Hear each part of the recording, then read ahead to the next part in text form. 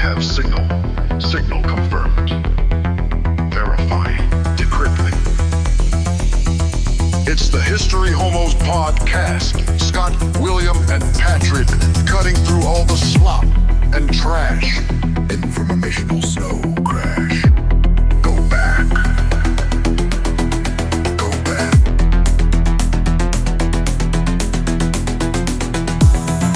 MK Ultra, go insane.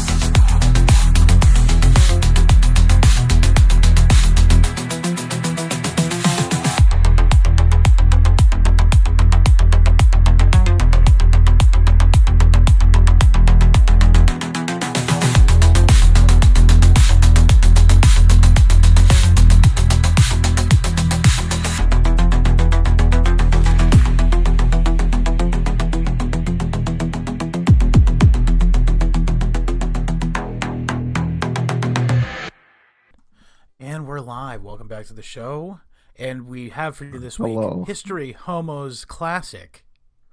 History Homos. Are you going to do the entire episode in Russian? Because you've been really ensconced in Russian literature lately. I was trying to do it in Jewish, but yeah. Oh, that was like an Israeli, yeah. A lot of those guys are Russian, for the record. Oh yeah, 100%, yeah. Well, you could say as you study the Russian language, you could see a lot of the sort of English idioms that have come to England from America have come from the Russian language first, kind of thing. Really? Like that's what? The way it seems to me. Certain ways, like that's saying already at the end of a sentence. Affectation. That's what Russian. Do you mean? Like what Jews do. It's like American Jewish talk is similar to Russian. I can see that. Grammar. Yeah. Okay. Like say, why are you Jews making? Why are you making me do this already? They'll put a uge. They'll put a few uges, which means already in the. It's only got 3 letters in it as well, so it's so easy for them to just bang them in. Sure. Yeah. But yeah, you've been really ensconced in Russian literature. Well, let me ask you a question. So we're talking about Ecclesiastes this week. Well, in fact, while we're talking about Ecclesiastes, let's talk about English literature. Sure. Because the last English novel I read was Our Mutual Friend by Charles Dickens, which is basically a long form of Ecclesiastes. It's quite striking that I should read that straight after I've read the other. Yeah. Well, I want to. There's something really interesting about this, and I do think that this book has a particular influence on British theology. Via John Calvin. John Calvin loves this book. Loved this book rather. And like it's partially because of him commenting on Ecclesiastes that all of these quotes that you and I were all like, oh wow, there's nothing new under the sun, and you know, all the things that were that like as the crackling of thorns under a pot, so is the laughter of a fool. Yeah, that one. That one is good. Yeah. But no, but that all these like these became ill. There's a lot of idioms that came directly from this book. Yeah. And I think it's because of Calvin. Hang on a second. Could be. All right. Where were we? Black guy's Yeah. name. John Calvin. Yeah, you're right. Yeah. My name John Calvin Jr. I'm a pious motherfucker. It'd be like John Calvin the 15th by now, wouldn't it? Yeah, probably. Yeah. But what's it called? So, Ecclesiastes. Yeah. So, but I was going to ask you though, specifically, you've been reading a lot of Russian literature lately. Mm-hmm. And would you say that there's a lot of overlapping theming? Well, I'm halfway through my second ever Dostoevsky novel, really. So, but I mean, that's one and a half more Dostoevsky novels I've read. There's quite a lot of literature in that. No, I think the Russian theology is more Christian than English theology. It's more about Christ and the Virgin Mary and the Gospels. They're more interested in the Gospels and less interested in the Old Testament. I'm not saying they're not interested. Yeah. They're not interested in it, but it's definitely they're more like, what would Jesus have done? Whereas gotcha. Based, by the way. Yeah, which we're more not me, but we're more. Let's drop a quote from Ecclesiastes. Yeah, or like it's like how do you like? Because this is the thing. I think that there's something that resonates with the British spirit. Maybe it's the Saxon influence. I don't know. But like this sort of order in all things kind of thing. Yeah, we are an orderly people. Mm-hmm. And I think that's no, not of course not. But it depends on where you take that, because of course, like there's the Old Testament. It's order so we don't get squashed by the thumb of our evil God.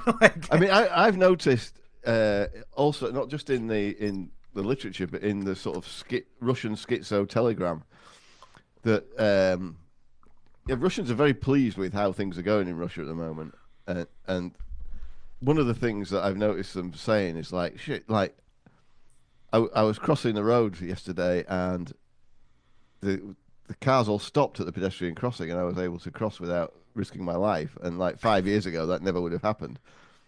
Wow. So it's morning in Russia. Yeah. Yeah. Whereas in England, that was, it's always been like that. Sure. Oh, yeah. So he's saying that that kind of makes sense just in a purely economic sense. Because, like, I mean, let's face it, since the early 1900s, they've been kind of on the downswing for the most part until very recently. I mean, like, all that Dostoevsky stuff is like lamenting. So, Brothers Karamazov is a defense of Christianity, really. It's in the light of the revolution and stuff, right? Yeah, because Dostoevsky doesn't like the progressives and the liberals and all that so much, but he's definitely more of a traditionalist, I would say, judging by the Brothers Karamazov. And in the one I'm reading now, which is Crime and Punishment, he's taking a big shit on the liberals and the progressives and the socialists and all that. But also, he doesn't hide from the injustice of the previous system. I think that's sort of about the what they call that bloke who did the reforms. Luther? No, in the Russian political reforms, they abolished serfdom. I can't remember. Oh, the Great. Somebody the Great. Yeah. No. It was Peter the Great. No.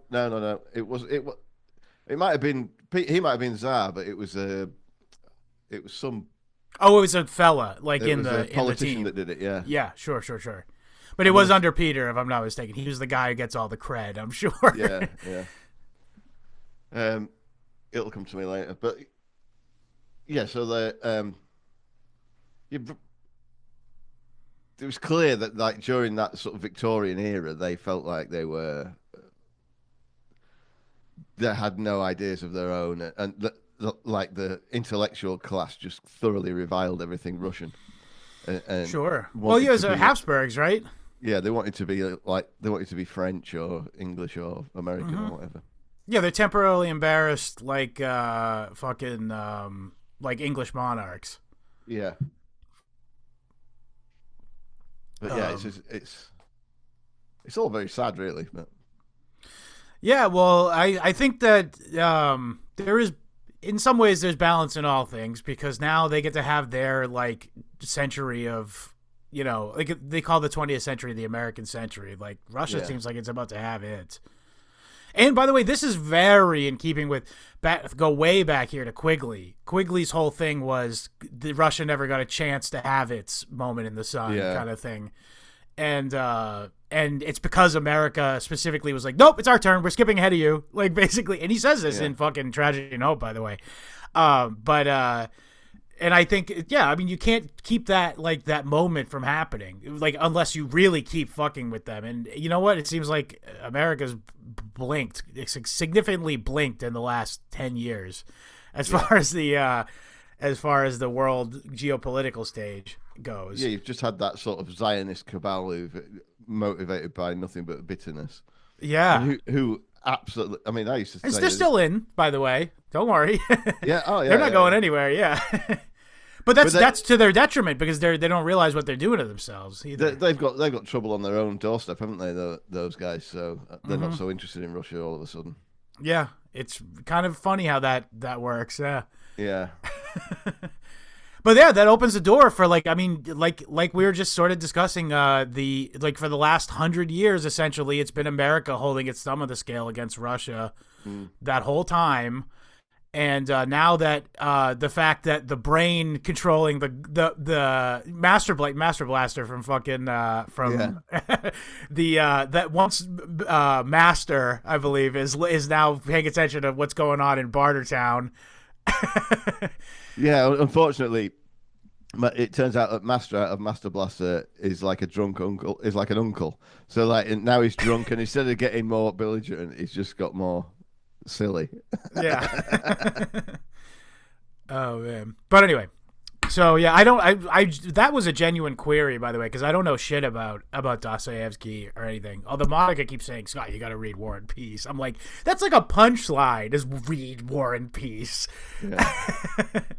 Is that him too? The same guy? I'm not sure. It might be Tolstoy. Oh, it is Tolstoy. Yeah. See, look what I know. Nothing. The only thing I know about Tolstoy is that he claimed that as much pleasure could be got by twirling the fingers as by smoking. Meaning it's smoking is extraneous. You can just twirl your fingers. Yeah, which probably right about that. Actually, I only know that he said that because of P.G. Wodehouse quoting it in several of his novels. Sure. So one character says to another, "Did you know Tolstoy says that you shouldn't smoke?" Tolstoy says that, and then the other character goes, "Well, next time you see Tolstoy, tell him from me he's a silly ass." Yeah, I kind of simpatico with that argument, though. It is like a hand thing, like that you're doing when you're smoking. It's not like you. I mean, of course, there is some reward center being activated when you get the nicotine, of course, but yeah, many people do like have a fake ciggy and then they go, "I'm fine." Yeah. Or there's many people who do the vape and then they'll take the low nicotine dose. Yeah, I tried doing that. I worked my way down to the lowest dose, and it was costing me too much money, bro. I was hitting it all the time. Fair enough. I tripled my consumption. So I'm like, this is stupid. I might as well just save money. It's not my poison. Smoke the good stuff. Yeah. But what's it called?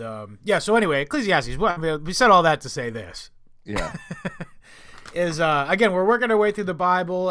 Old heads know that where we're at, and this is a really. I didn't realize. I heard this. I thought it would be a lot different than it is. First of all, just give you my initial impressions here. When I heard Ecclesiastes, I thought it would be like, I thought it would be more like Psalms or something. Or that's what I was going to suggest. Yeah, because like Well, literally, it means churches, doesn't it? Yeah. So, but I get, yeah, in my KJV, it's Ecclesiastes or the preacher, and it's like, so the author is reporting what the preacher said. Right. So it's and we like, could probably assume it's like the author is one of these Deuteronomists. Like it's in, we can assume, and I think this says this in Wikipedia, by the way. It's from the like post-exilic era when they're back in Israel, or back in what is referred to as Palestine, really. Yeah. But it's like they got their own shit going, and actually, I think they were maybe under the yoke of the Greeks, but the Greeks were being chill with them and not fucking with them. Right. But what's it called?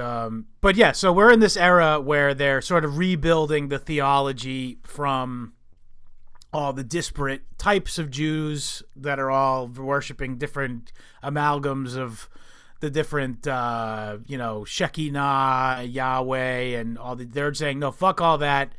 We're back. We're focusing on Yahweh as the singular God, and also the line of David. As being the carriers of the Abrahamic prophecy / promise, the covenant. Yeah. And so, and the reason one of the historical reason they did this is because at the time, the guy who is in charge of the Jews as like their king, I don't know if it was king, but whatever, the regent of them was a descendant of David. So that's where they picked the line of David. They call it that Bible project. They call it a part of the wisdom literature, which is where Jesus drew his. He was a student of all that stuff. So like, absolutely, it does foreshadow Christianity to a fair extent as well, I would say. Yes, absolutely. I would also make haste to say that when it says wisdom, you got to understand another thing we should understand when we say wisdom that has a connotation of, so prior to the Deuteronomical redactions that I was just talking about, there were multiple deities within the ancient Israelite structure, and they folded one entire deity, a female wife deity of Yahweh, into this concept of wisdom. Right. So in that what was it? Proverbs. They keep talking about the Lady of Wisdom or whatever, and that is pretty good scriptural evidence that it was in previous iterations an actual distinct entity. And we could probably, I think one of the names is Shekinah, but also like Sophia is also like a name that was ancient. That's a Greek word. And by the way, there's another thing is that there's a lot of Greek influence on them at this time too, because we were talking a few Bible episodes ago. The what is it? Not Ruth. The one with the Epstein story in it. Esther. That was it's like directly borrowed. The story structure is directly borrowed from Greek like drama. Right. Yeah. So yeah, there's a lot of crossover here, and that's like actually cool because there's a lot of cool concepts that they picked and chose from the Greek sort of philosophy to incorporate into the theology of ancient Hebrew religion. And I recommend everybody read this because it only takes 40 minutes to read it. Yeah, and it's also just full of like genuine, like good advice and like good affirmations and stuff. Like, yeah, one of the things Bible Project brought up, the word vanity. Yeah, I wanted to get into this majorly. Yeah, a lot in the King James version, but apparently it's translated many different ways in different Bibles. Right. The one that's most popular now, I believe, is meaninglessness or meaningless. Yeah. But the word, let's zoom in here. Better. I agree with that. I think in vain would be even better than vanity. That's very good. But I was going to say, let's just use the word that was in the original text here for a minute, which is hevel. Yeah. Hevel, I believe it is. Hevel. Yeah. And what the word it means is like smoke or vapor or something. It's like evanescence, isn't it? It's like... Yeah. Something you can't grasp your hands around. Yeah. But that's actually the best way to put it too, because that is what he's talking. In vain is another good way to say it. I didn't even think of that, by the way. But that is what he's talking about. The speaker, I mean, when he's saying like all this shit, we're gonna get into what all these things are, of course. But all this stuff he's talking about, it's all like just something you can't, as a human being, as a finite human being on Earth under the sun, as it were. Yeah, you can't own it. You can never really get the benefit of it, and it's like it's. As always, with studying the Bible, it makes you think about other things in your life. Real life, yeah. And recently, I've completely cut myself off from all current affairs and news information.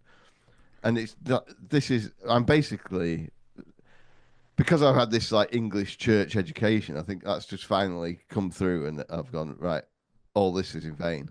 There's no point in me knowing about this. And I've been saying that for years, but now I'm really acting on it. Yeah. This book really hammers it home. Yeah, it does, yeah. So, again, as William just mentioned, the author is an unnamed author, and it's, like I said, it's probably some court, theologian. Ghostwritten by Michael Malice.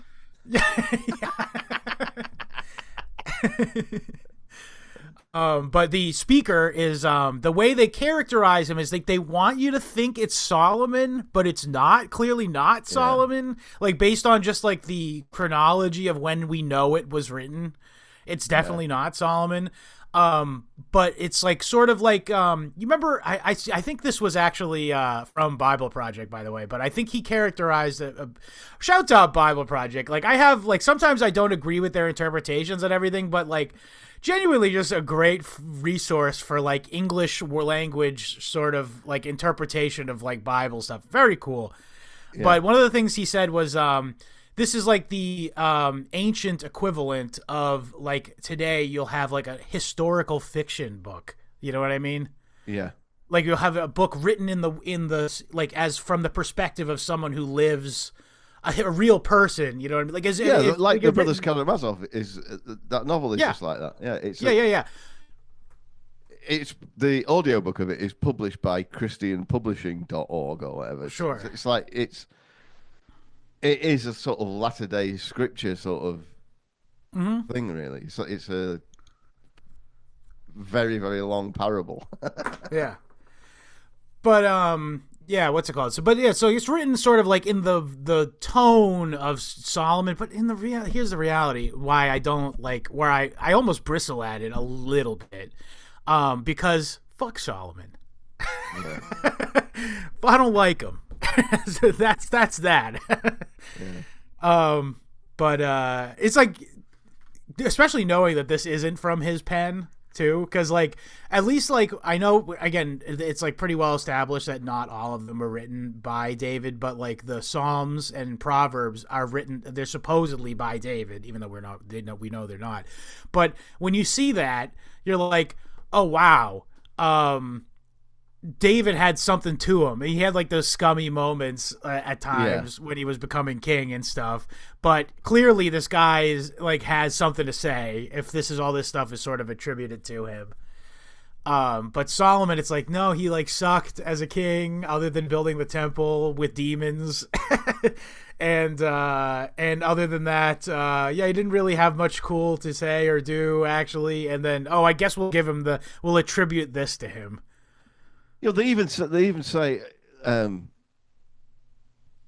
the Book of Solomon, they even say, he did loads of other cool wise stuff as well, which you'll find in his Chronicles, and it isn't there.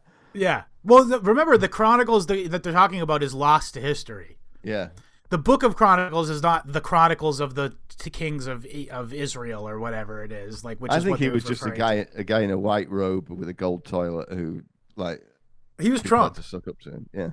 He was Solomon was Trump. He built shit. He screwed over. Dude, he is Trump. He built something impressive and then screwed over the people who built it. Yeah. Which was demons, I guess, in this case. Yeah, he had a shitload of wives. He married foreign women. Yeah. That's right, yeah. Yeah. Very horny. Whoso findeth a wife findeth a good thing. That was one of his gags, wasn't it? Yeah, you're right. Yeah. Oh wait, no, that was David, I think. Was it? Because that's in Psalms, right? Or no, sorry, it's in Proverbs. I think the Song of Solomon's in Psalms, isn't it? I don't know. I thought that was a whole separate book. I could be wrong. Is it? I don't know. We'll find out, I guess, later. Yeah.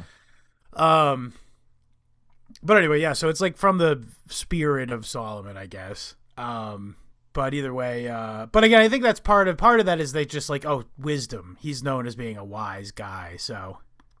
Oh yeah, it's round 3, baby. Series 2 just came off the top rope and landed square in the jaw of the collecting world. You thought we were done? You thought Plunder World was a one-hit wonder? Wrong!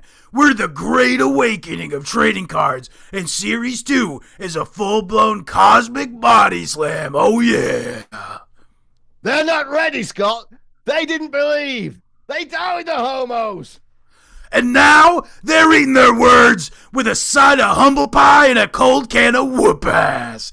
Series 2 is exploding with new cards, deeper cuts, and history so hot it's melting the plastic off your sleeves. We're not pulling punches. This set is brutal. It's raw. It's like Foco met the Attitude Era in an alleyway and they suplexed each other into the abyss. You hear that, Reddit historians? Your timelines are toast. Wikipedia warriors, pack it up. Your consensus is cracking like a brittle PSA 9 Charizard in a microwave. Punderworld's bringing you truth, absurdity, and that unfiltered schizoid spice that you just can't mint in a lab. And let's not forget, every card is handcrafted by the History Homos faithful. This isn't AI-generated bullshit. This is the genuine article. This is art! It's a dropkick to the mainstream and a steel chair to the simulation. So don't be the jabroni crying on eBay when these sell out. Be the legend who got in early. All right, Scott. So how do our listeners get their hands on Season 2, Series 2? You go to plunderworld.com and you do it now. Here's the kicker. Type homos in the notes into the promo code and you'll get 3 free packs with your pre-order. That's right, 3. 1, 2, 3. You're out of here. Because in the ring, the truth doesn't cost. It pays back double. That's a plunder pack they can't ignore. Plunder World Series 2. History just hit its heel turn. www.plunderworld.com, promo code homos. Let's ride. Trump isn't just a guy. He's an idea. Agreed. So, like, and that's Solomon the idea rather than Solomon the man. Now you're cooking. Now you're thinking with portals. Yeah. I like that. That's good. That's a good point. My other thing, I love so much of stuff that people think I'm weird for is explicitly recommended in this book, and I think you're the same. And the thing about working, just don't worry about heaping up riches and whatnot. Just try and enjoy your job because that's your life, mate. Yeah. Yeah, so that's one of the major themes throughout this is this idea that like you only have 70 years. And it's like sort of like presented as a thought experiment. Yeah. But it's to me it's a metaphor for what it actually is, you know. Like the way it's phrased, it's like imagine if you only had 70 years. Is that exactly what he says? I don't think it in the version I've read it doesn't put a number of years on it, I don't think. Oh, you sure? Because I remember specifically hearing the 70 years was... Oh, maybe then. Maybe it does. Maybe I just missed that. Yeah, you glaze over. Hang on, by the way, did you see the comment I sent to you where Ecclesiastes chapter 2 goes hard if you read it in a Jamaican accent? Yeah. Do you want me to do that? Could you? I mean, we could read the whole thing. In a Jamaican accent. I mean, it is short. We could theoretically just go through it. The vanity of pleasure and wealth. Me said in mine heart, go to now, I will prove thee with mirth. There Therefore, enjoy pleasure, and behold, this is vanity. I can't do it. I said of laughter, is it mad? And of mirth, what do it eat? Yeah. I sought in mine art to give myself unto wine. We're both getting too African. Yeah, you're right. Yeah. We need to watch loads of cricket commentary, and then we'll get it right. I made me great works. I builded me houses. I planted me vineyards. That's what made me go, oh, this would go hard. Yeah. Well, I tell you, you could sum up this whole section at least. Definitely chapter 2. You could sum it up with the idiom. Well, with your choice of 2 idioms, which is number 1 is it'll all be the same in 100 years. Yeah. And the other one is there's no pockets in shrouds. Yeah, or you can't bring it with you. Yeah. I prefer there's no pockets in shrouds. It's more poetic, isn't it? Yeah, yeah, that's a good one. I never heard that before today. Might be a Yorkshire thing. Could be, yeah. But anyway, so chapter 2 essentially is that basically like vexation. It's all vanity and vexation of spirit. So this guy is sort of thinking to himself like, man, I did all this stuff, and then I realized I'm gonna die someday, and then when that happens, there's no way I can affect the world. Nothing I did mattered really, and there's going to be other people in charge of all the things that I built, and I have no say in it. Really, the definition of vanity is key to understanding this work, and because the translator's chosen vanity, and I don't think in the context of when it was translated, that would have been understood as in vain. But I think I think people's understanding of the language has changed a bit. But you could also say like ephemeral would be another good word for it, right? But I mean, when I'm reading it to myself, I'm non-Euclidean. Yeah, I'm reading in vain rather than vanity. Yeah, because I'm thinking of it as like people are going to read this and just think, what we got is therefore I hated life because go ahead. Yeah, I said in my heart, go to now. I will prove thee with mirth. Therefore enjoy pleasure, and behold, this also is vanity. Well, that's like... It sounds like you're like, that's me loving myself. That's me looking in the mirror and getting a boob job. And yeah, but that's not what it means, yeah. No. I do think, like, again, like the Bible Project video series there, like the idea that you just say fuck the English word here, just try to think of it in like that original like Hebrew that's the right way to look at it. Yeah. Think of it as it's a concept that is now possibly not the same, not something. It's almost like Schadenfreude. You know what I mean? Like there's no good English translation for it. You know what I mean? But it's hevel. And this is some hevel, man. This is some fucking hevel. Shit. Man, this shit hevel. Hevel will drive you mad with that voice. You'll just be running around trying to grab it. Yeah. Yeah. I won't make the noise. Yeah, I got it. Yeah. But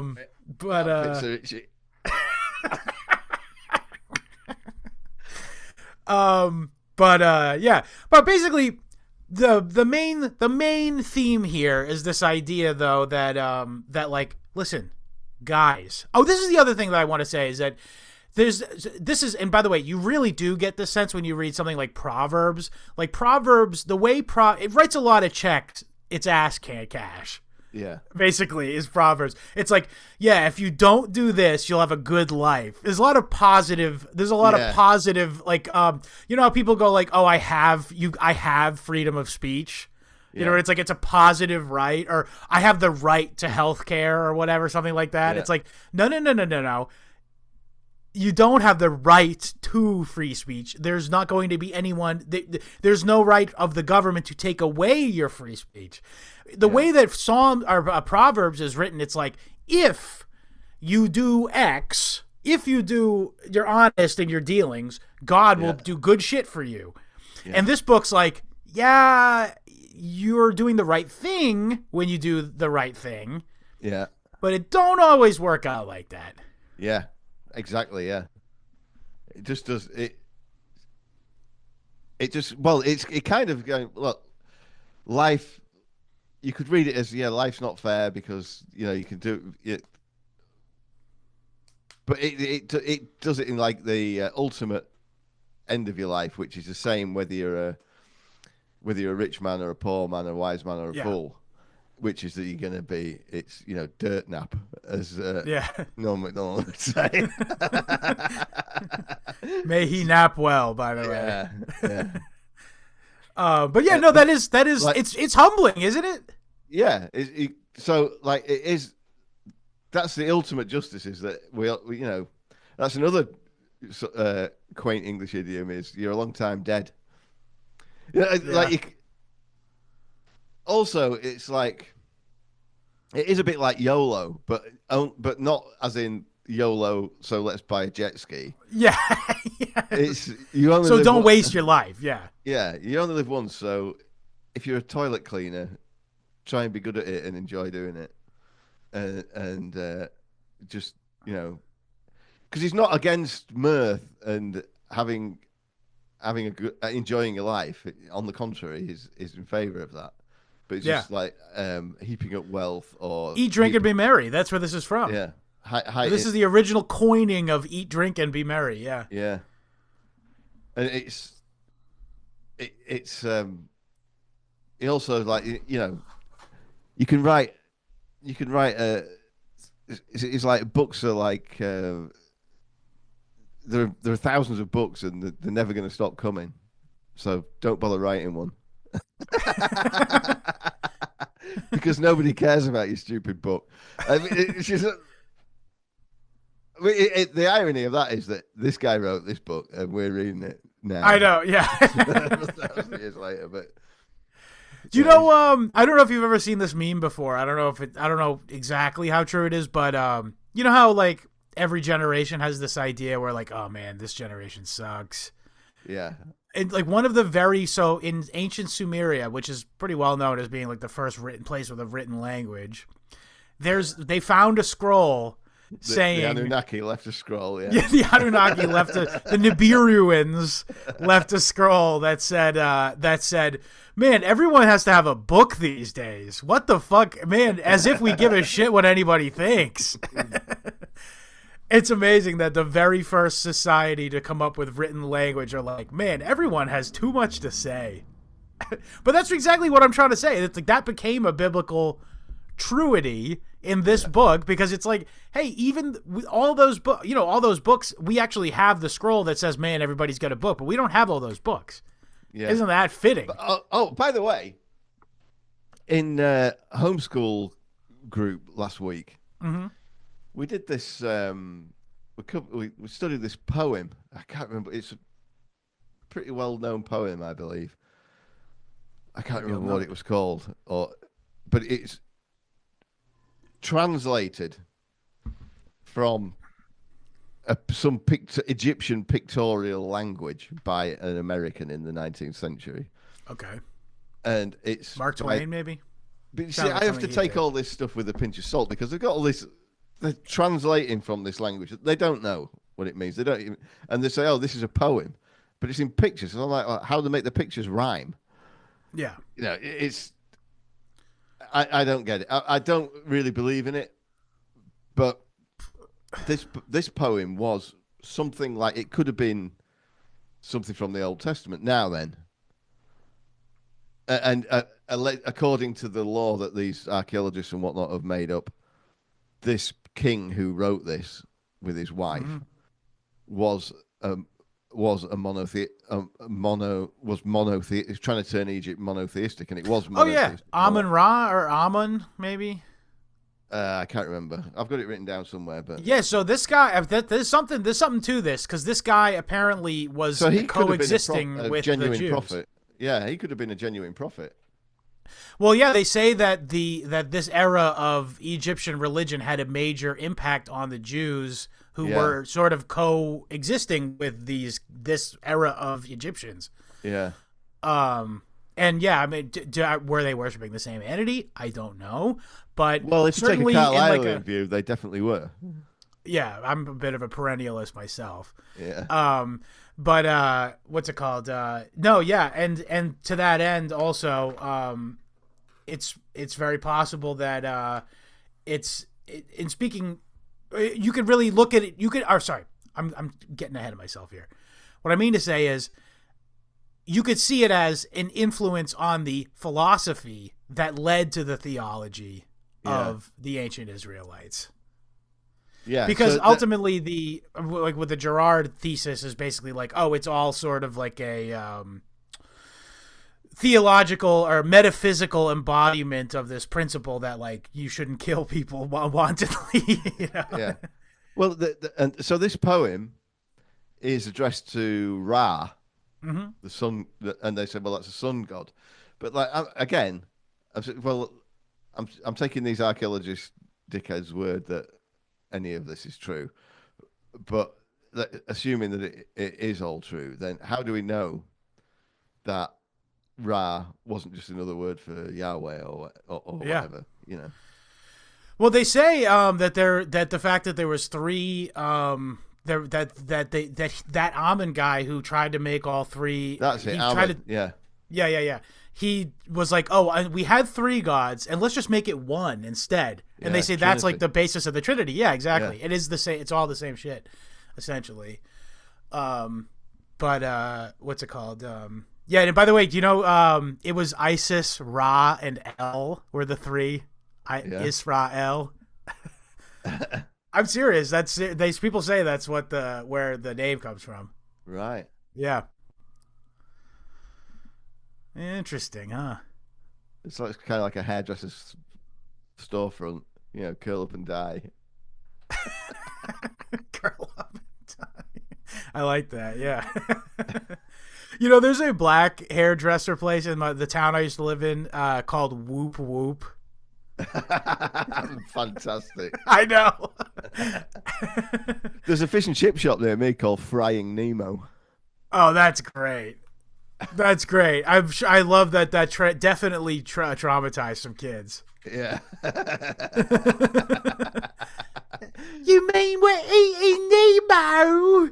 No. Mommy. Pretty good as well, to be honest.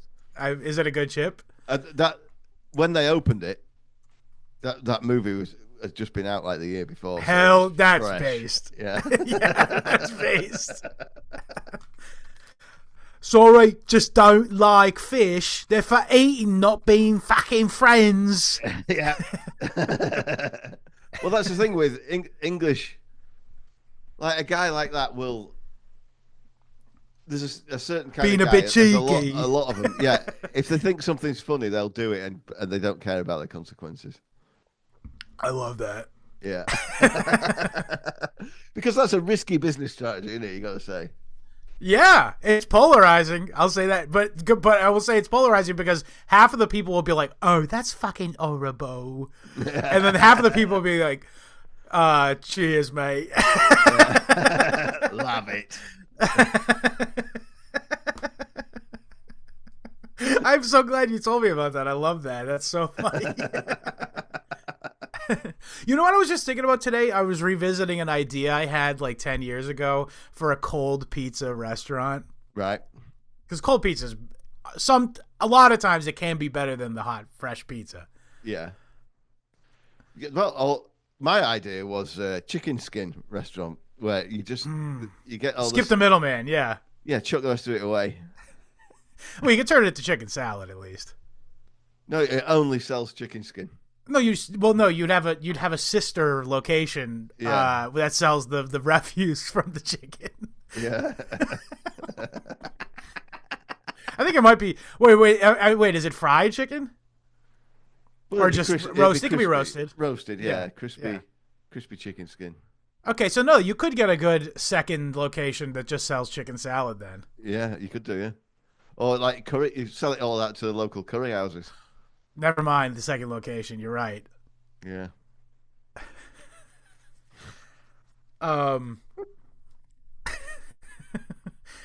what's it called? But yeah, so there's a couple more things I want to get to, but it really is short, so that's why I am sort of, But yeah, many famous quotes. Let's get some of these quotes in here.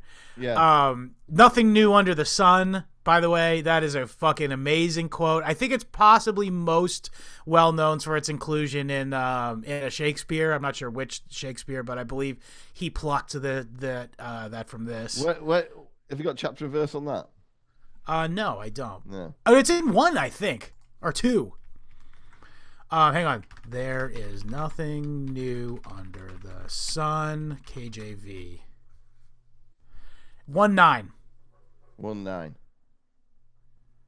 The thing that hath been, it is that which shall be, and that which is done, and that which is done is that which shall be done, and there is no new thing under the sun. Right? Yeah, you're right. Yeah. But yeah, that the preamble threw me.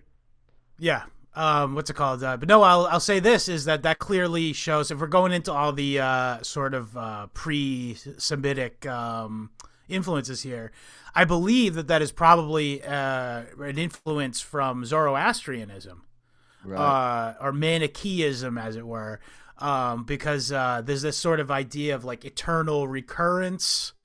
Like everything's sort of just in a cycle. And I think again, that is like probably bad. By the way, Nietzsche also loved this idea. Nietzsche really liked the idea that everything's going to repeat. Or time is a flat circle is a popular current pop culture reference that sort of evokes the same thing. But what's it called? Yeah, it comes from this idea of it's like Zoroastrian, like balance, I guess, and it works really well within the framework of this book, because like the whole like theme of it is basically like you're gonna live your life, and this is really where this echoed with me, by the way.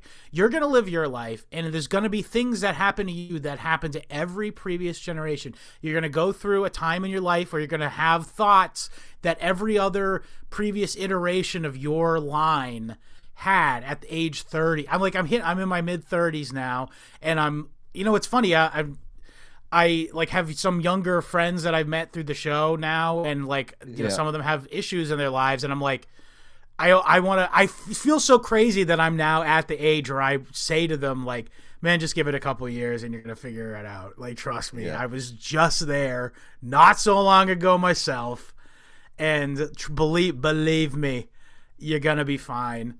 It's just it makes me feel connected to all of history when I have that feeling. You know what I mean? Yeah.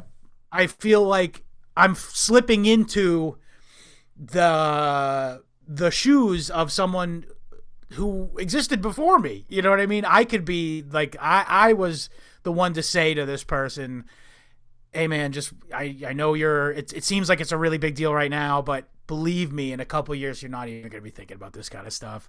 And it's really humbling. I guess that's the word. That's what the word of the day is with this Ecclesiastes, by the way. It's humbleness. Yeah. Well, I like I've been trying to find the chapter and verse on it, but one of my favorite I can find it via Google. Quotes out of it is a living dog is better than a dead lion. Love that. Let's get the what the verse is. It is Ecclesiastes 9, 5, 4, and 5. Yeah. So I'll pull it up right here. For to him that is joined to all the living there is hope.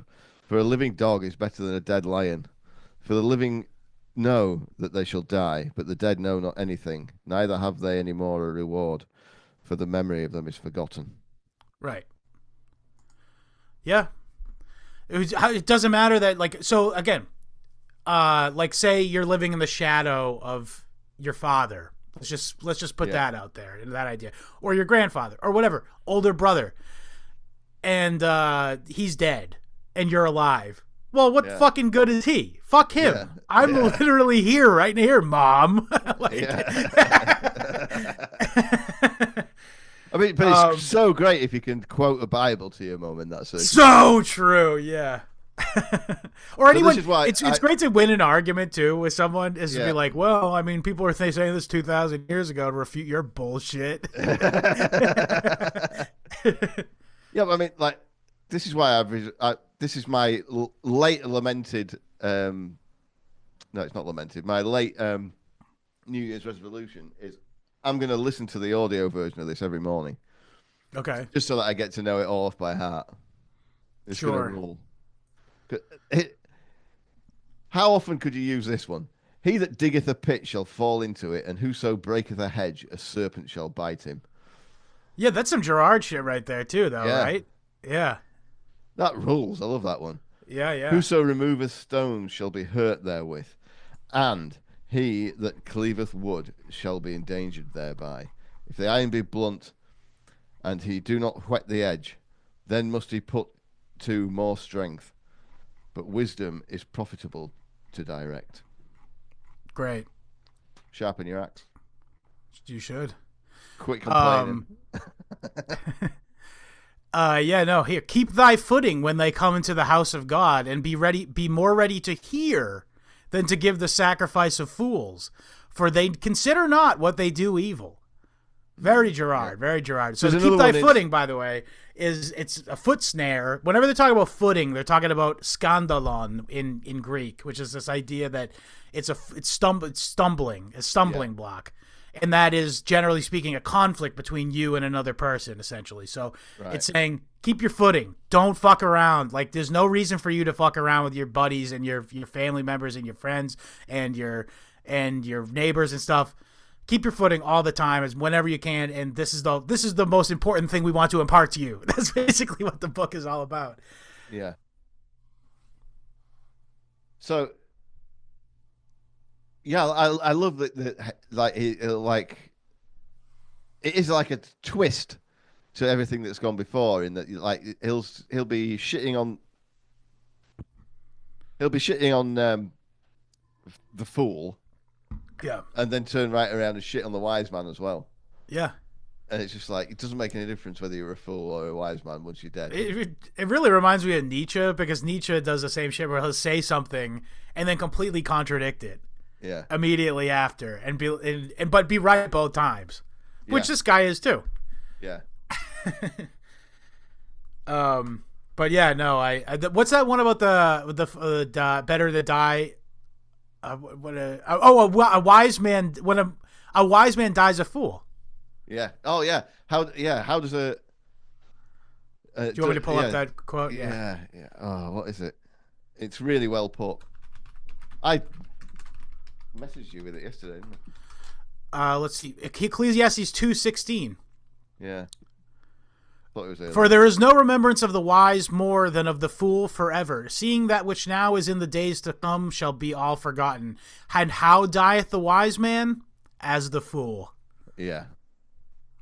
I like the structure here because the fucking punchline is always right at the end. Yeah. Yeah, he was. You could just see him like at a conference. If this was about marketing or something, it's so well thought out, and he's on message the whole time. It's really well written. I like it. Agreed. Just takes. I do recommend that people, if you're going to read this, read it and listen to it on the audio version at the same time, because it helps you make sense of it. And also, those Bible Project videos are all under 10 minutes, and they give you the normie. Well, it's not really normie, but they give you a decent sort of conventional takeaway. Yeah, Protestant conventional takeaway from it. And you don't have to agree with that, but at least it helps you to read it a lot, because it helps you a lot to read it, I should say. I will say this about as time goes on, I am a little bit more and more sympathetic to the Protestant sort of oeuvre, because there's a lot. I will say this, and this is not a criticism in any way, shape, or form, but there's a lot in Catholicism specifically. There's a lot of just trust us on this. Yeah. Whereas in specifically like and Protestantism, a lot of times they try to go, hey, here's a good way to understand it. Yeah. You know what I'm saying? They sort of rationalize with you a little bit more. Yeah. Whereas like where in Catholicism, it's like, oh no, there's literally a demon who did this thing and if you say that didn't really happen and that's bullshit, you're a fucking heretic. You know what I mean? There's like, Well, I specifically, I don't want to make any specifics here, but somebody who I was talking to, a very strict Catholic, was talking to me about how Padre Pio, some guy who I think he's a saint, he's considered a saint now. Mm-hmm. A ghost came to him and told him to do blah blah blah, and the ghost thanked and he prayed for him or something, and then the ghost came back to him to say thank you, I can go to heaven now. And I'm like, come on, man. I'm like, I don't. Why does that matter? Why are you getting mad at me for not believing that story? Like, but I know the church says it's true, so therefore it's true. But can't you just privately let me off the hook for not believing that story? Well, I this sort of idea of thing is, I was born into the Church of England, which I believe is heretical. So I can't really be a member of that church. And then so it throws me on the position of choosing a church. And I can't really choose any of them. Other than that one, yeah. Well, they can't.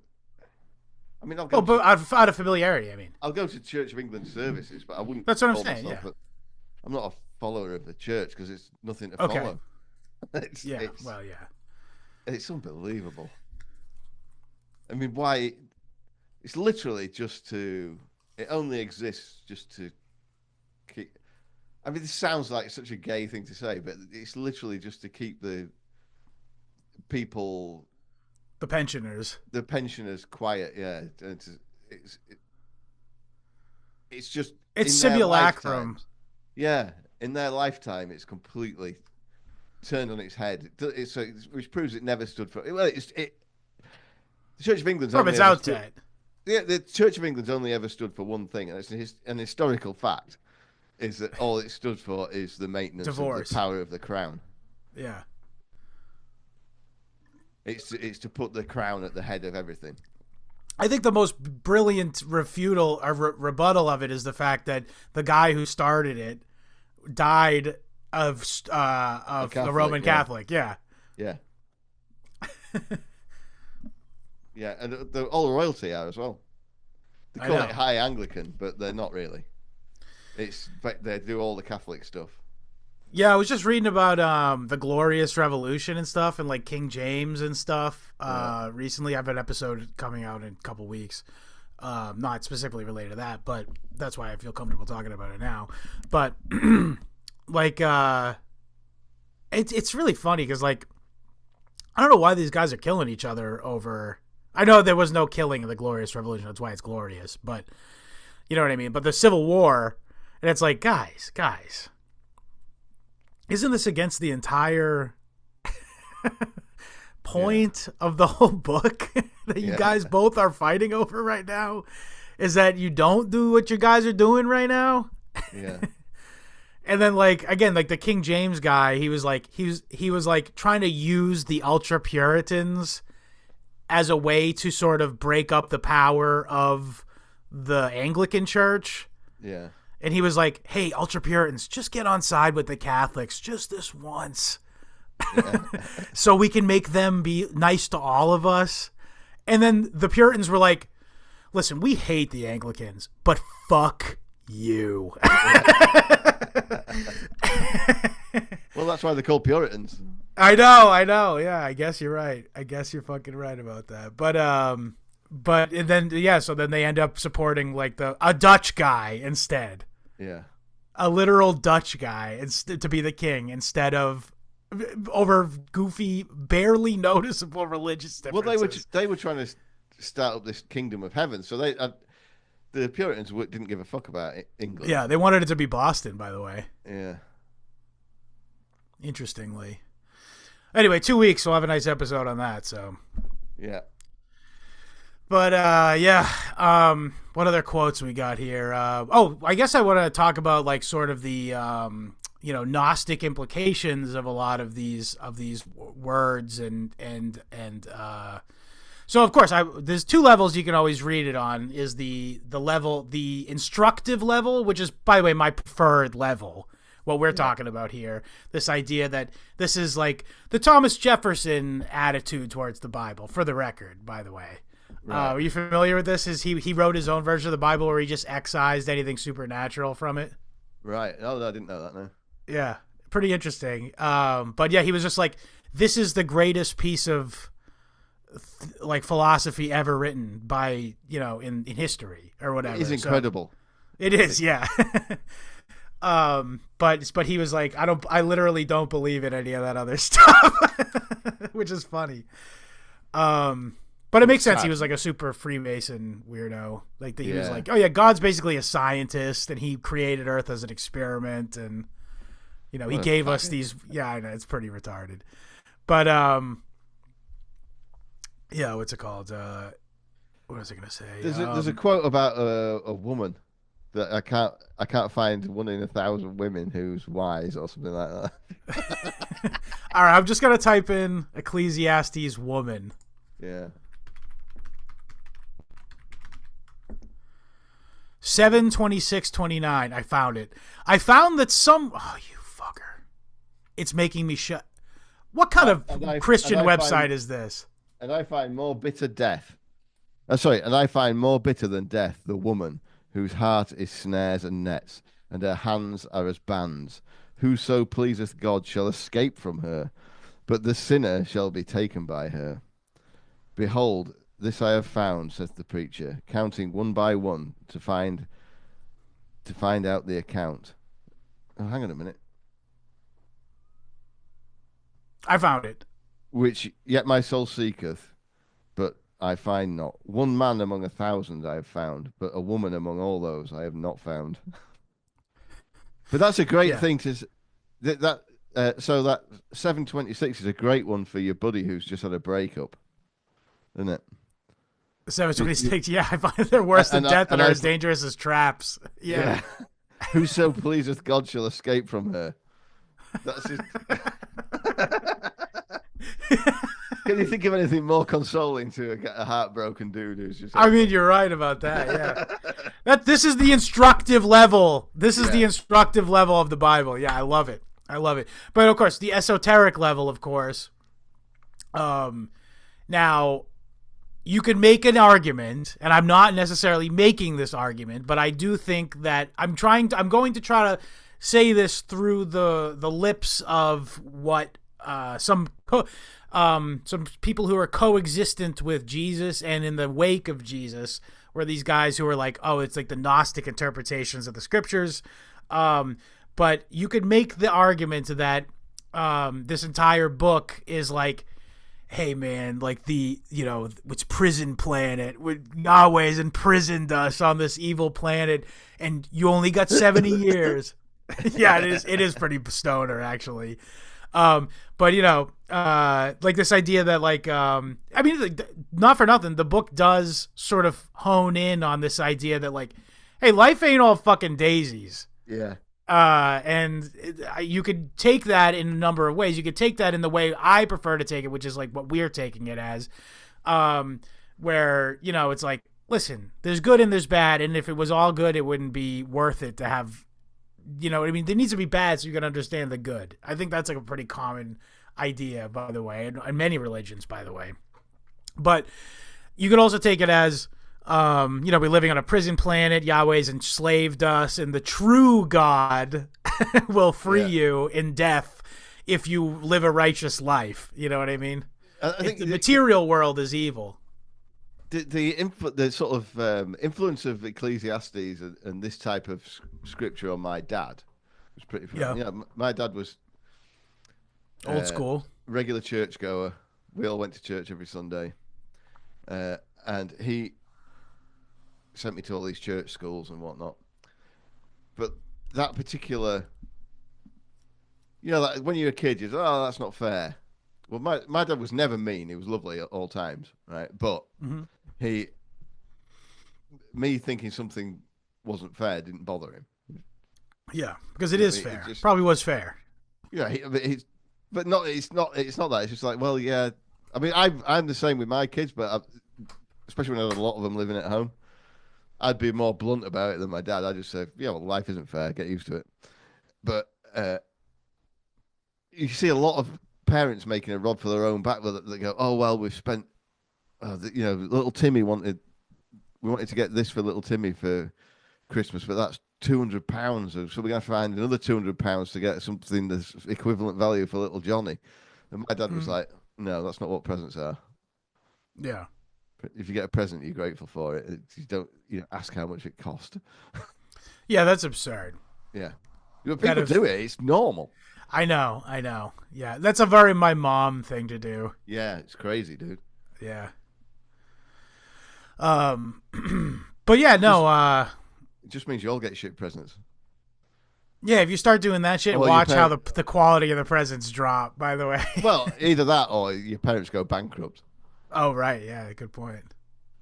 Because in the era of the credit card, it's great, isn't it, for the banks? Yeah. Christmas is a year-round venture.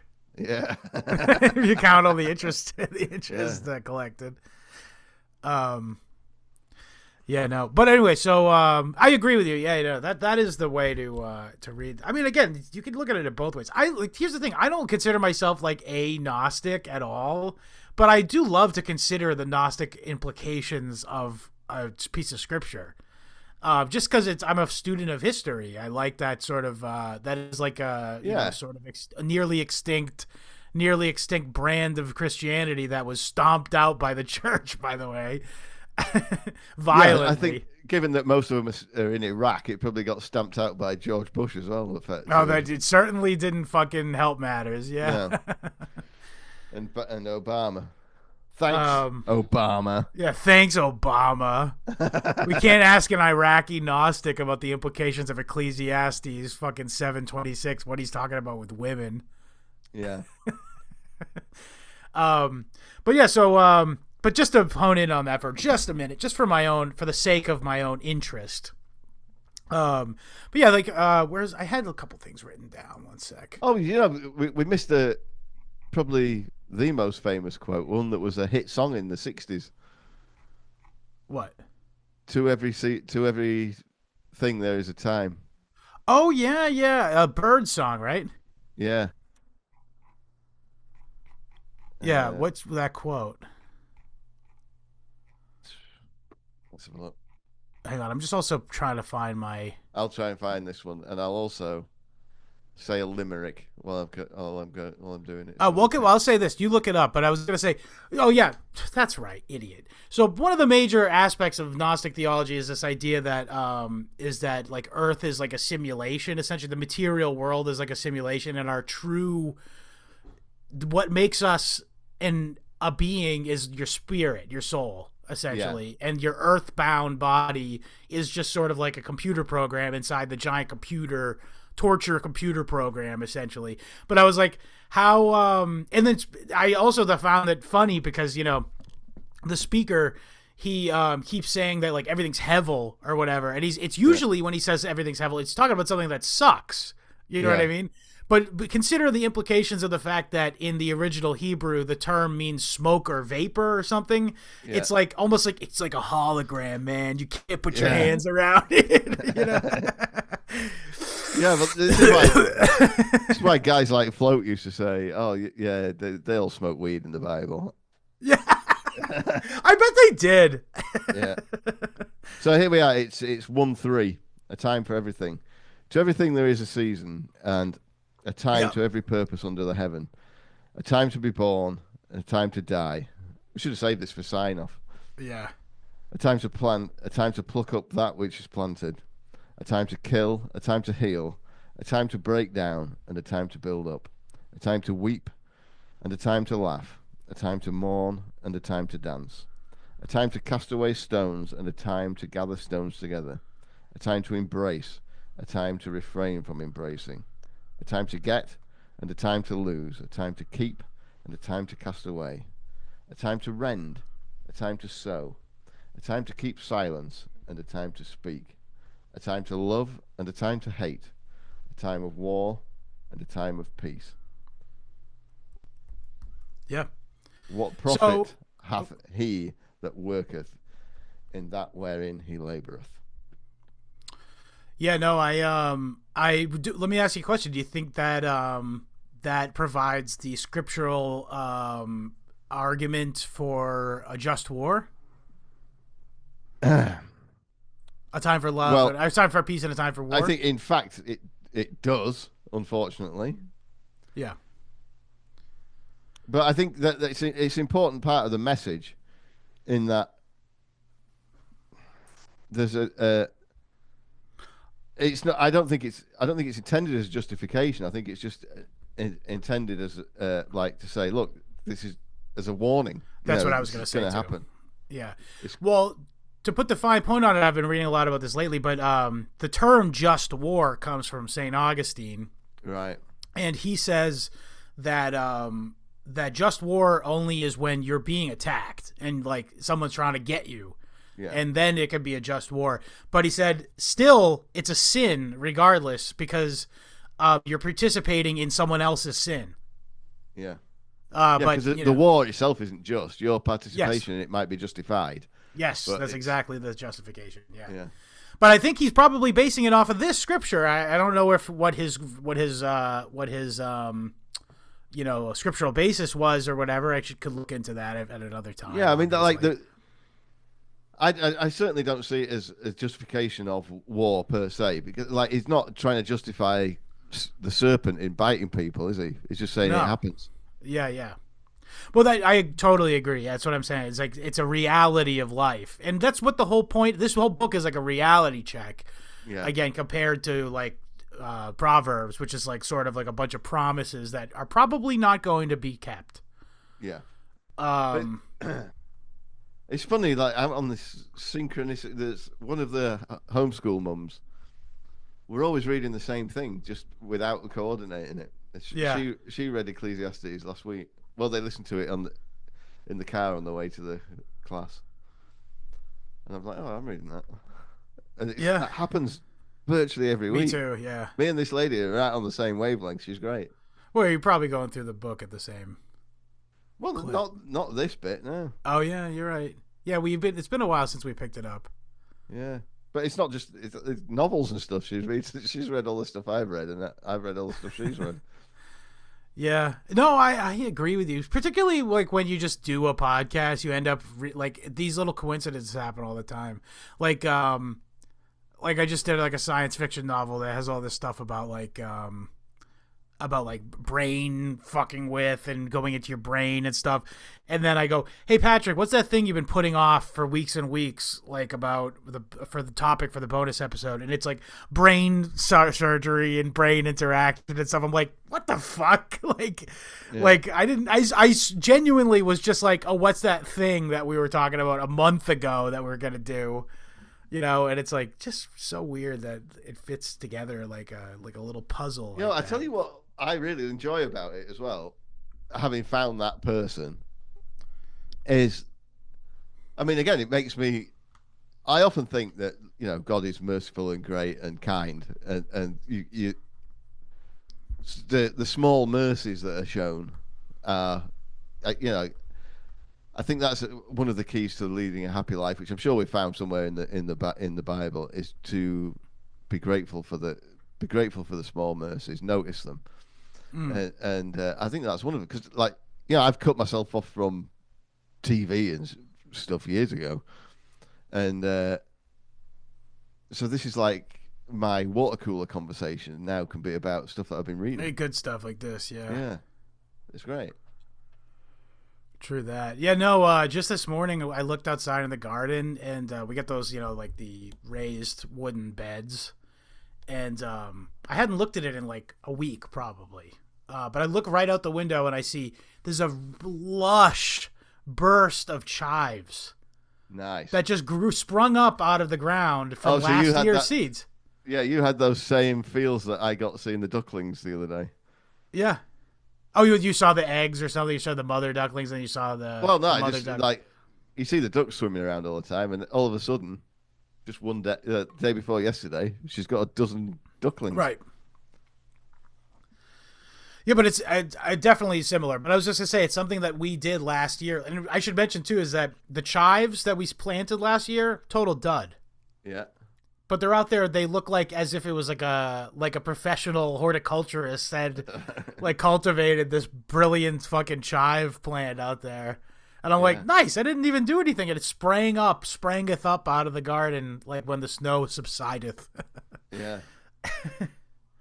Well, maybe it's just what you need. You never know what the seeds are like that you get, do you? But maybe No, you don't. Maybe they went to seed last year and they never actually, sprang forth or whatever. But I said to my wife, I'm like, see, this is what I'm talking about when I say, life is full of miracles. Yeah, exactly.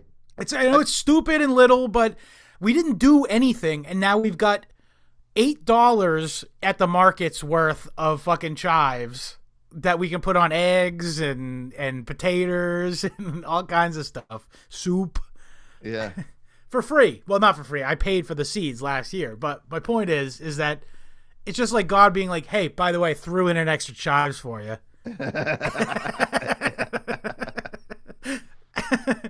I think my one, when I really first started noticing it was we in my work, I go in the middle of the night to this place in Lancashire, let's say, where it's always raining. It was literally. Say hi to Nick. Yeah. Shouts out Nick.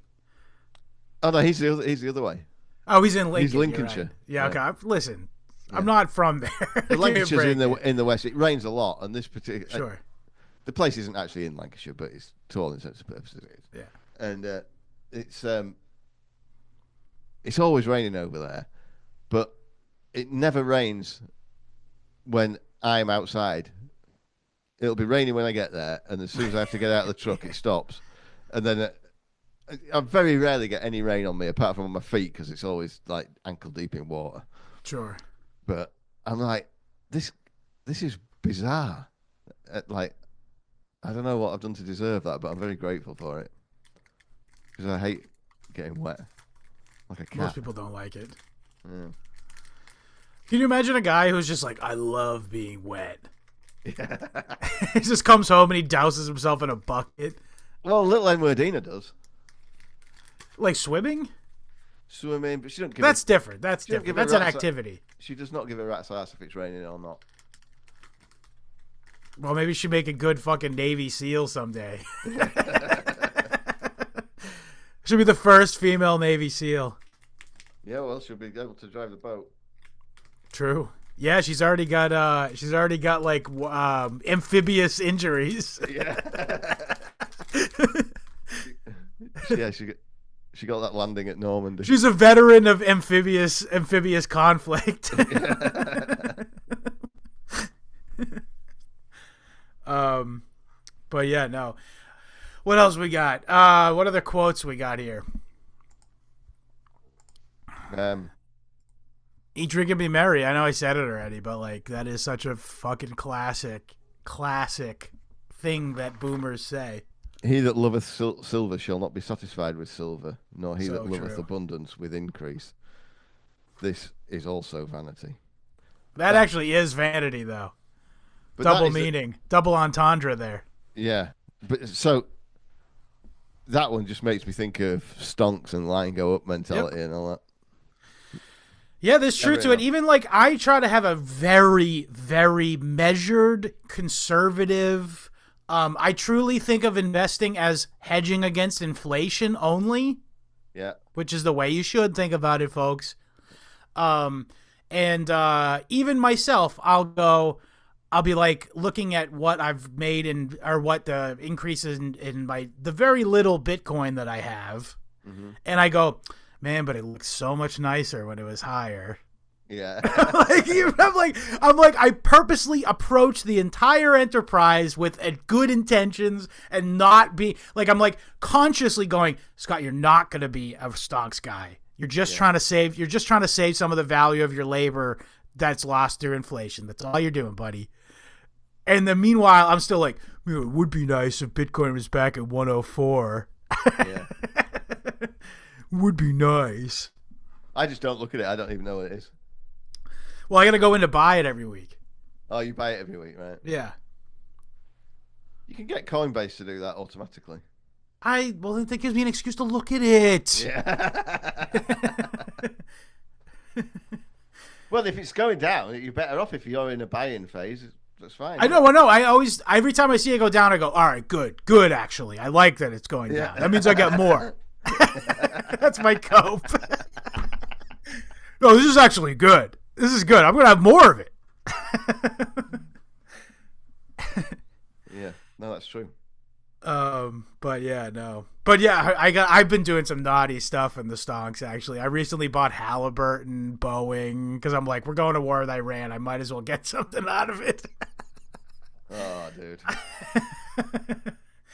I'm saying I bought $20 each for the record, but nothing crazy. Well, but I'm a war profiteer.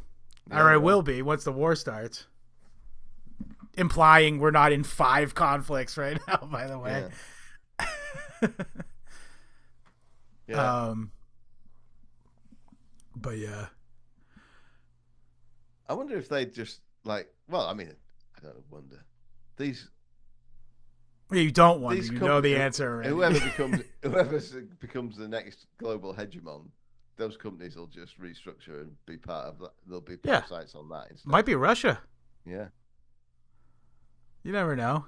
How funny will it be if I live long enough to be seen as like the villain? The other thing, I think they're going to have to make the products a lot better if they want to sell them in Russia. Yeah.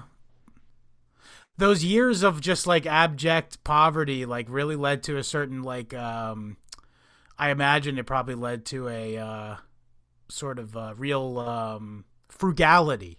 In government, yeah, I reckon so, yeah. I think they're pretty efficient. Well, I mean, a lot more efficient than it was before, anyway. Sure. I mean, like the peeps, though. Sure, yeah. There's been. I mean, like I feel like old Russian women are like probably the cheapest people imaginable, right? There's been a absolute renaissance of Christianity in Russia, hasn't there?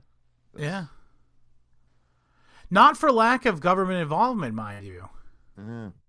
I do think, and this is the craziest thing, it's like, well, that just really reveals the like sort of like intent of like the people who rule over us. Yeah. Versus them, because like at least like because here's what I think. And I think, by the way, this is what those Russians with attitude guy think too, by the by. Yeah. Is that Putin is better than like what America has, but he's not what they were looking for, right? Am I wrong to characterize what they're thinking? Yeah, they're not fans of it. Well, I mean, like they're on his side now, but they were never fans of his before. Right, that's what I'm saying. Because he wasn't right wing or he didn't go the military enough. Yeah. Yeah. But what I'm saying is, the point of what I'm trying to say is that Putin recognizes that belief in religion and what's the word? Reverence for religion within the civic sphere has a stabilizing effect. Yeah. On the populace. Their take is that Putin's a technocrat, and when he inherited the absolute dumpster fire that he did inherit, he realized. I mean, it's credited that when he had to meet the widows of those guys that died on the Kursk submarine because it was a piece of shit. Yeah. That he decided that this is what it's like a Dostoevsky sort of take. That Russia. This is what Russia is. Russia is the mothers and the church, and we're going to run it for their benefit, and it'll be all right. And that will lead to more long-term outlook on us succeeding in our short-term goals. Now let's contrast that with the way that not just when the libtards, because a lot of like rightoids online will go, well, that's all over now with that like divisiveness, like that libtard. Because we got Trump now, or but first of all, there's certainly not like an actual like genuine emphasis being put on religion for sure. Yeah. But let's leave that aside. My point is that let's look at the activities. So I just said Russia. they're like, what do we do? What do they do in Russia? They do things that old women in churchgoers want. Yes. And they do that because it stabilizes things and it makes people get along more there. Correct? Yeah. Old women and little girls know what is like girls aged prepubescent girls and old women know what's good for society. I believe that. And like breeding age women, not so much. Yeah, maybe they should shut up. But what I was going to say, we can compare that with not just when the libtards are in power, but here, like Peter Thiel, the Peter Thiel contingent is like sort of like in charge right now in our country. And what do? They're just being the conservative version of the libtards who are trying to divide everybody all the time.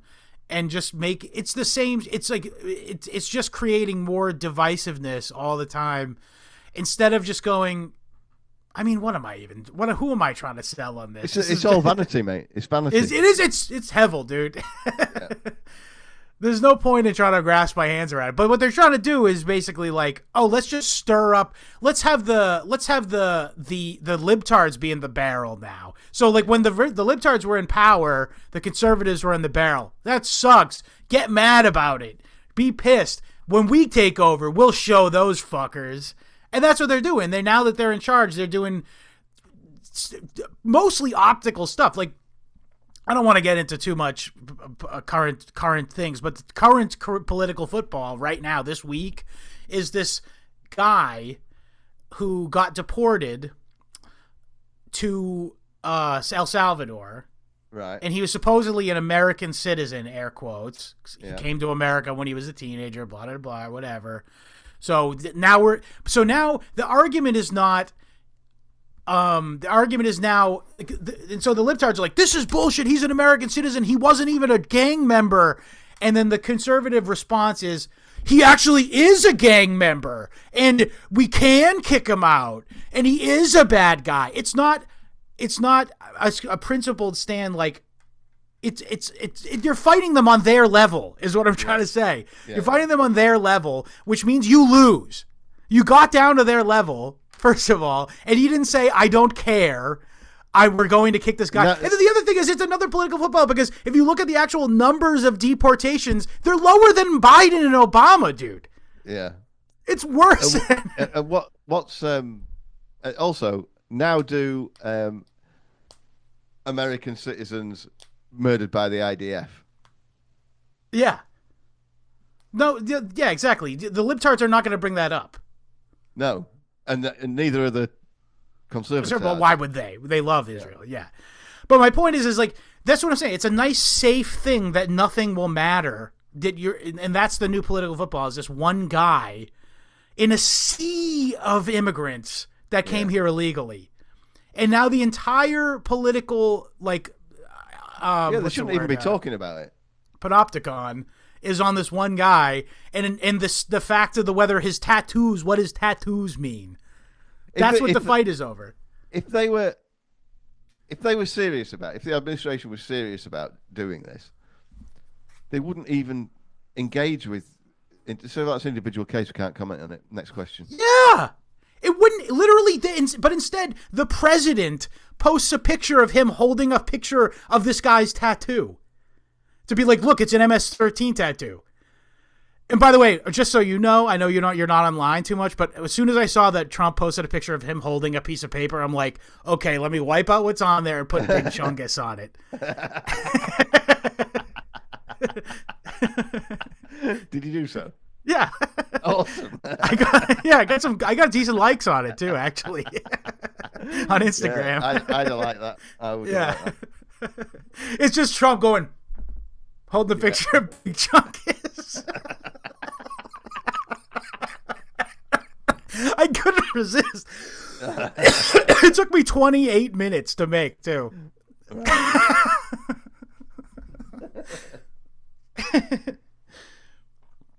Any other quotes you want to get to? No, I think that's it. Everyone should read it. Yeah, read it every day. Fuck it. Yeah. I did read it 6 times this week. Yeah, I only did it twice, but I'm going to keep reading it. I think you should. Look forward to future episodes featuring quotes. Yeah. I've learned it off by heart. Is this the shortest besides Ruth? Let me just Google short. it. Let me just Google it. Which is the shortest? It's a pamphlet. Okay. It says the Book of Obadiah. Fuck you. This fucking bullshit. It's in like it's only in the Old Testament or only in the like the Torah. Right. Okay. Excuse the Song of Solomon's next. Yeah. Yeah. Okay, there's actually an answer, and it's not what I thought it was. It's 2 John. Right. This is the shortest book of the Bible. Let's start with this. Which book of the Old Testament? Oh, yeah, 2 John is just 1 page. Yeah.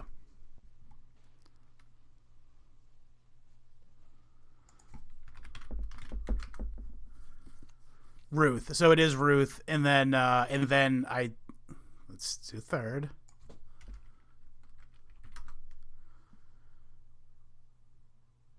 Ah, fuck you.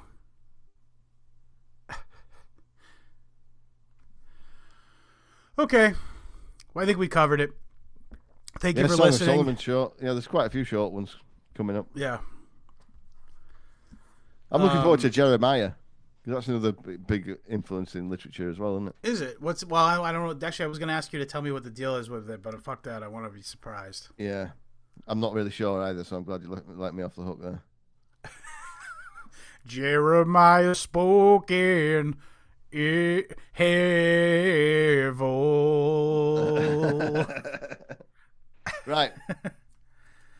Oh, yeah. Die with Dignity. Check us out, www.historyhomos.com for the RSS feed. We're also available on YouTube, iTunes, Spotify, Rumble, Rockfin, Odyssey, BitChute. I probably already said that. And most importantly, Substack, historyhomospod.substack.com. 2 episodes a week. You get 1 whole extra episode if you subscribe to the Substack. We're doing very well over there. Thank you, everyone who subscribed. I hope you're liking the content over there. And at time of recording, History Homos pod, t.me/historyhomos chat is still currently the friendliest place on the internet. And so join us over there. It's a Telegram chat, obviously. Check it out. And follow us across social media at History Homos Pod. And if you have any questions, comments, or concerns, or you'd like to buy a t-shirt, email me your size and address at historyhomos@gmail.com. Die with dignity. William, what would you like to say as we sign off? 1 generation passeth away, and another generation cometh, but the earth abideth forever. Later, homos.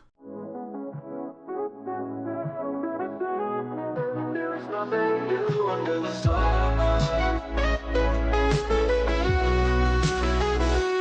Vanity, vanity, eat, drink, and be merry. A wise man dieth a fool.